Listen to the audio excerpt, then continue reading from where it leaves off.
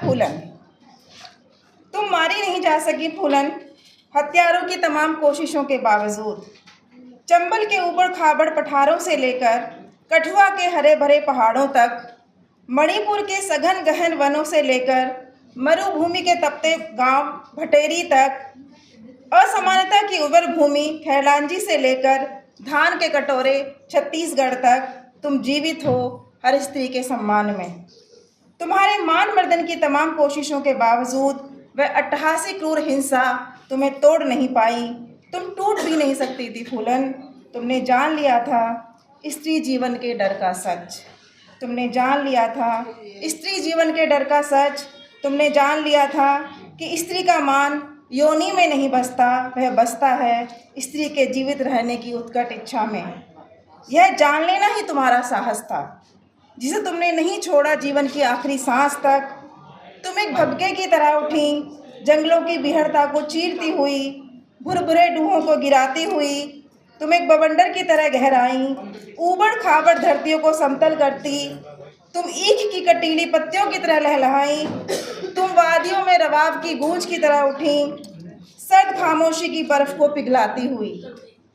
तुम एक चमकते सितारे की तरह उठी और स्त्री के सम्मान के आसमान में जा लगी। तुमने उलट दिए प्रतिमान संस्कृति के। तुम खुद आज एक मूल्य हो। तुम मारी नहीं जा सकी फूलन। तुम मारी नहीं जा सकती थी। एक स्त्री को मारा जा सकता है, स्त्री के सम्मान के प्रतीक को नहीं।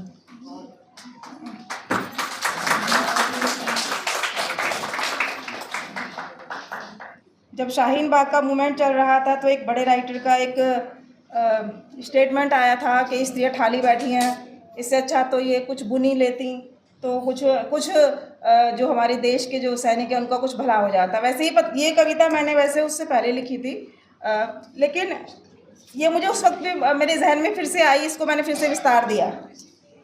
सवेरा बुनती स्त्रियाँ उलझनों में अपना सवेरा बुन रही हैं, रुलाई की सिलाइयों को मजबूती से पकड़े हुए चढ़ाती हैं संघर्ष के फंदों को बड़ी तैयारी से। नाउम्मीदी के दौर में डालती हैं उम्मीदों से भरा एक डिज़ाइन। उनकी उंगलियों पर कितने ही घाव हैं, दुखते हाथों से वो कोई सपना बुन रही हैं। पहनाकर किसी को तैयार स्वेटर वो किसी का जाड़ा चुन रही हैं। वो खुश होती हैं देकर नींद, सुबह का उजाला बुन रही हैं। उनके चारों तरफ गहराने लगी है रात, वो भरी आँखों से कोई आस बुन रही हैं। आग पर पका रही हैं आदिम भूख, वो डाल रही हैं उफनते पौरुष पर अपने सपनों का पानी। चक्की में पीस देना चाहती हैं सारा दुख, सुख के आटे की रोटियां बेल रही हैं। वो प्यासी ही कोसों चलकर ला रही हैं पानी, और पानी है कि रिस रहा है उनके छालों से। वो प्यास बुझा रही हैं आदिम प्यास लिए, पथरीली ज़मीन पर आहत हैं उनके तन, उनके मन। उनके शरीर से बह रहा है नमकीन पसीना, उनके नमक से गल रहा है धरती का खारापन। वो लगातार उस सफ़र में हैं जो उनसे छूट रहा है। वो दुख को भूलते हुए कोई सुख चुन रही हैं। स्त्रियां उलझनों में अपना सवेरा बुन रही हैं। मेरी एक कविता है आज़ादी। आप तक पहुँचे तो ज़रूर सूचित कीजिएगा। दादी तोड़ती रही पत्थर, दादी तोड़ती रही पत्थर गुलाम देश में। टूटते पत्थरों से फूटती चिंगारियों ने सिखाया फलसफा जिंदगी का। टूटते पत्थरों से फूटती चिंगारियों ने सिखाया फलसफा जिंदगी का। दादी ने सुन लिया था एक नाम, गांधी बाबा। दादी ने सुन लिया था एक नाम, गांधी बाबा और आज़ादी का। गांधी की हरिजन बनी दादी, आज़ादी के बाद भी तोड़ती रही पत्थर। गांधी की हरिजन बनी दादी, आज़ादी के बाद भी तोड़ती रही पत्थर। पिता अल्पायु में ही दादी के हाथों में पड़ते आटन देख। पिता अल्पायु में ही दादी के हाथों में पड़ते आटन देख निकल आए घर से दिल्ली। खारी बावड़ी में 25 पैसे का धनिया बेचता वह बालक अक्सर लाल किले से गुजरती आज़ादी नहीं कर पाया कभी महसूस। 25 पैसे का धनिया बेचता वह बालक अक्सर लाल किले से गुजरती आज़ादी नहीं कर पाया कभी महसूस। जिंदगी के थपेड़े खाते पिता को न शिक्षा मिली न बाल श्रम से आज़ादी। जिंदगी के थपेड़े खाते पिता को न शिक्षा मिली न बाल श्रम से आज़ादी, पर जीने की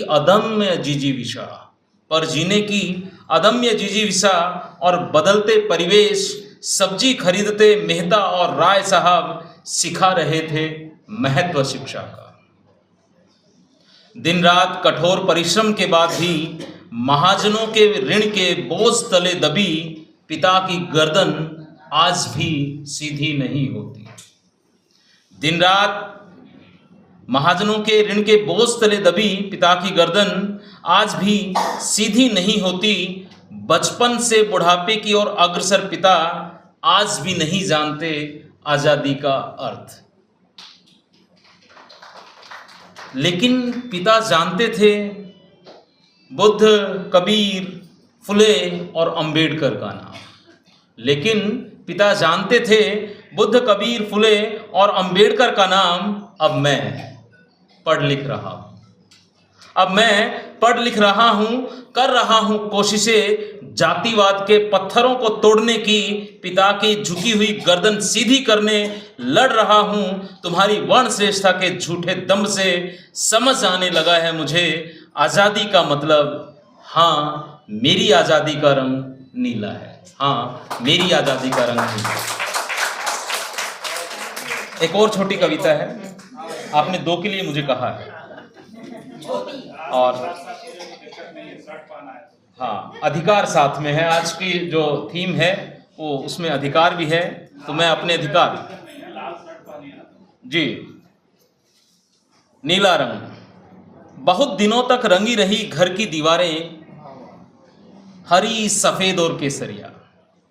बहुत दिनों तक रंगी रही घर की दीवारें हरी, सफेद और केसरिया। वो दीवारें जिन्होंने मिलकर बनाया था घर को घर।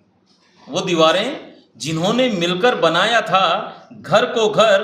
पिछले कई सालों में आज एक एक दीवार पर कब्जा हर रंग का।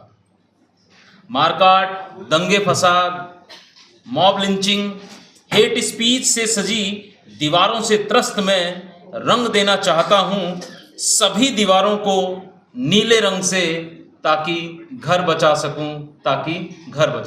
छोटी सी रचना है ये, लोकतंत्र की धूल। देखा आज रास्ते में घर जाते एक जीवित नरकंकाल। देखा आज रास्ते से घर जाते हुए एक जीवित नरकंकाल। हाथों में थाम कुछ खाता हुआ, चिलचिलाती धूप में नंगे पांव ट्रैफिक के बीचों बीच दौड़ता एक बचपन, अखबार चिल्लाता हुआ। पास से गुजरती, सरसर करती, पसीने से तरबतर, मलिन हाथों में थमी एक झाड़ू अपना काम कर जाती है और मेरी आंखों पर पड़ी लोकतंत्र की धूल को साफ कर जाती है। ये कविता है स्त्री और कविता। स्त्री जब भी लिखना चाहती है कविता, वह लिखती है केवल महागाथा जीवन की। स्त्री जब भी लिखती है चांद, तो अंधेरों को ना पाती है इस छोर से उस छोर तक। स्त्री जब भी लिखती है आकाश, तो लांघ जाना चाहती है क्षितिज के उस पार।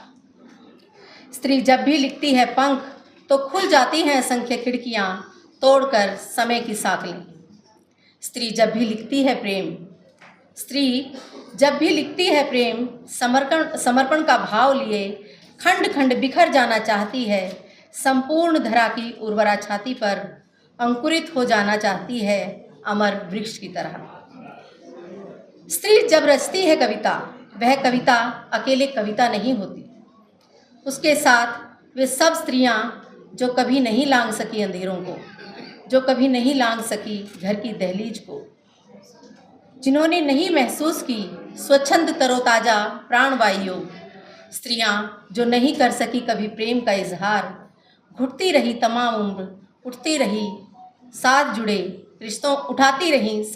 रिश्तों का बोझ, संबंधों को सहेजती और संवारती। स्त्री की कविता बंद कमरे में बैठकर साहित्यिक होना नहीं है।